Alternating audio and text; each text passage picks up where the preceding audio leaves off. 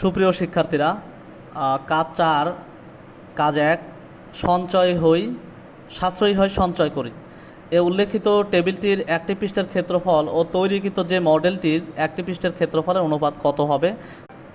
সুপ্রিয় শিক্ষার্থীরা, 4 নম্বর প্রশ্নের কাজ 1 সাশ্রয়ী হই সঞ্চয় করি এ উল্লেখিত টেবিলটির একটি পৃষ্ঠের ক্ষেত্রফল ও তৈরিকৃত মডেলটির একটি পৃষ্ঠের ক্ষেত্রফলের অনুপাত কত হবে সেই প্রশ্নটি চাওয়া হয়েছে।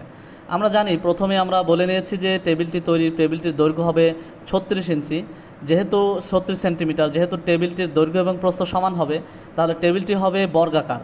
সুতরাং টেবিলটির ক্ষেত্রফল হবে, একটি পৃষ্ঠের ক্ষেত্রফল হবে 36 × 36 বর্গ সেন্টিমিটার, অর্থাৎ 1296 বর্গ সেন্টিমিটার হবে টেবিলটির একটি পৃষ্ঠের ক্ষেত্রফল।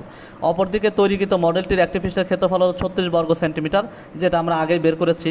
সুতরাং ক্ষেত্রফল দ্বয়ের অনুপাত হবে 1296 × 36, 36 দিয়ে ভাগ করলে 36:1 হবে।